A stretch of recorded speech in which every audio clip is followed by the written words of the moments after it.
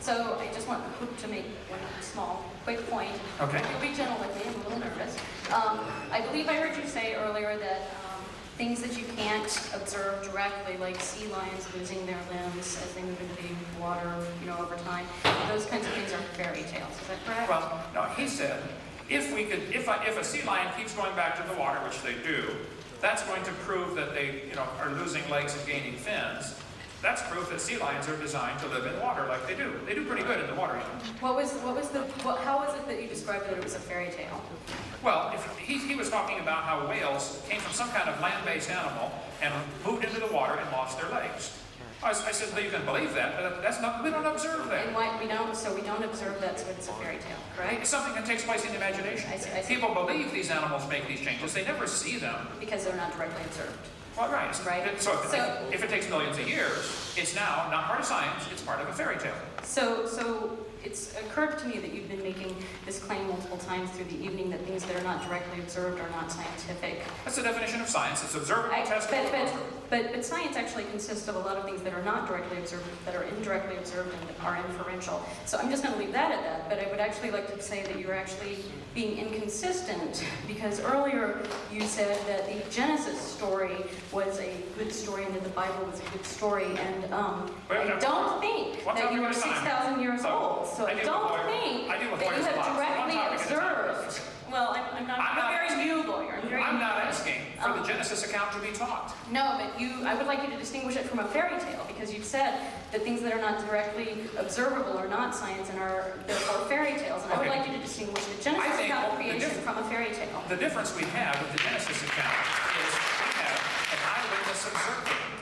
But you do not have any direct evidence. You have not directly observed it, and you cannot. You don't have any evidence that Abe Lincoln was president 125 years ago. That's right. So according to your logic, that's a fairy tale. No. All I'm saying is that according to your logic, Genesis is a fairy tale, Lincoln is a fairy tale, and evolution is a fairy tale. All of those are fairy tales. Science is things we can observe, test, or demonstrate. I think we do observe and test and demonstrate. We have indirect observations as well as direct observations, and that's what justifies science. Would you tell me, as a lawyer, Genesis is distinguishable from science because it is not directly observable by anybody. Okay, as an attorney, I would like to know.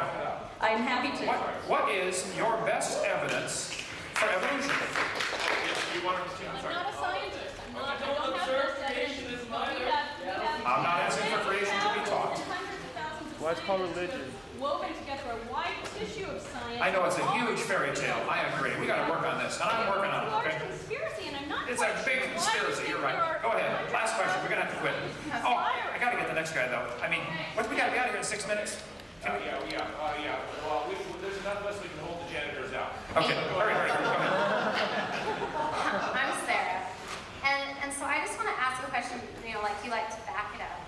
And I'm getting that your main concern, because I don't consider you necessarily a scientist or a theologian, you're an educator. You're also a parent who's concerned about children learning things in school that are lies. Right, I'm a scientist and an educator.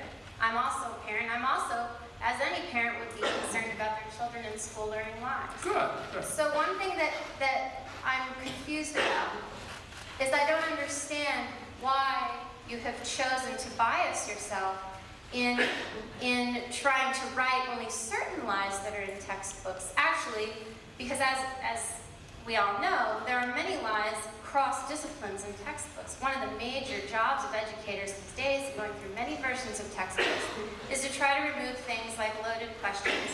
And this is something that is not only in the biological sciences. This is a problem in all disciplines. I agree. Okay, so what I'm wondering is, why am I biasing myself to this one? I taught science 15 years. This is my expertise. There's too many dragons to slay. I only got time to kill this one. but there are so many other things that are so much more damaging. You're an educator. I'm a scientist. Okay, then find somebody who's a mathematician and fix the math books, and find an English person and fix the English books. We got a lot of work to do. But you're concerned about children and lies being in textbooks, Very and that concerned. sounds like the most important thing to you. So there are a lot of lies, like No, it's not the most important Native thing. American Indians, like bias and questions about ethnicity and socioeconomic standards. There are many, many, many bias in textbooks, and I feel like what you should do is probably focus on that and on education. And so why expend so much of your energy on on debates in science and evolution, which you're not as well qualified for, since you are an educator of basic educational curriculum.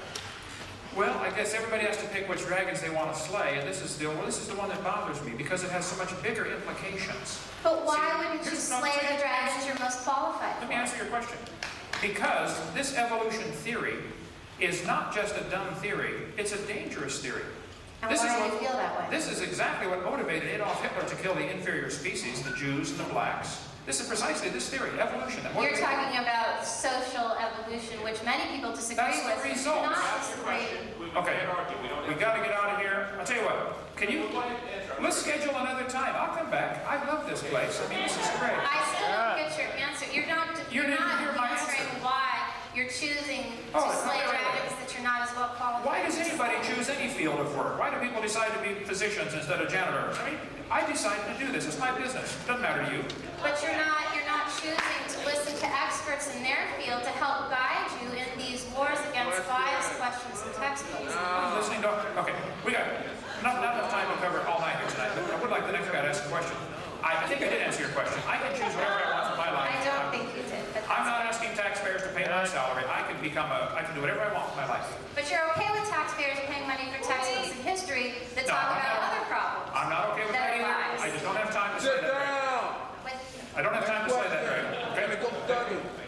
Now, I'm so glad you came. 8 years ago in Canada, when I pulled out my pocket knife and volunteered, I want to explain something now. I pulled out my Swiss Army knife and said, if you think the tailbone is vestigial. Are you getting this on video, guys? You're getting what's on video. I'm just refreshing your memory, okay? I said, I will cut yours out if you'd like, if you think it's vestigial. You then wrote an article in your paper saying that I threatened you with a pocket knife. Is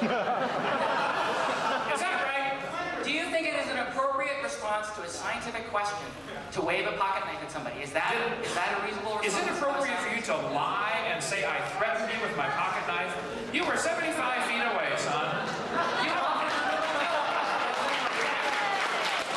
I don't want your tailbone, okay? You keep it. I want to ask a question that I can't. I just wanted that on the record, though. Go ahead.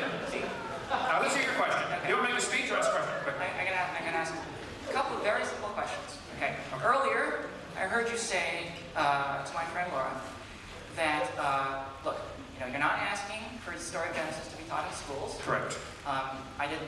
I personally, Kent Hovind, did not directly observe Genesis. It's my religion. Yeah, I believe God created the world in 6 days, 6,000 years ago. I believe that. That is a religion. Correct. I believe that's a religion. I call it a religion. And you're saying that, since creation and evolution are both religions, neither of them should be taught Right. on tax money. Right. Okay. You got it. Good. I understand what you're trying to say. Now,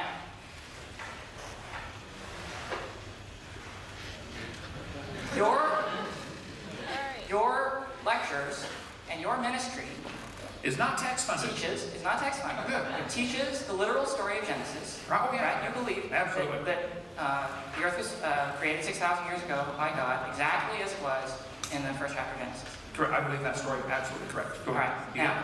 You got it. Okay. I want everybody to pay really close attention. Okay, this guy just said Genesis is his religion, Right. and that is what he teaches in his ministry. Okay, now I'm going to ask a really simple question. Pay attention. Okay. What is the name of your ministry? Creation, science, evangelism. What is the word science doing in that name? Could you remove it, please? No. Science. Here's the thing. Science They is... are both religions, right? You said that yourself. Neither should be taught in schools because they're both religions. Well, then why are we teaching evolution in a biology class? Get back to my question. My question is, why are you misusing the name science in the name of your ministry? If you were honest, you would simply say, look, I believe in God. I'm not afraid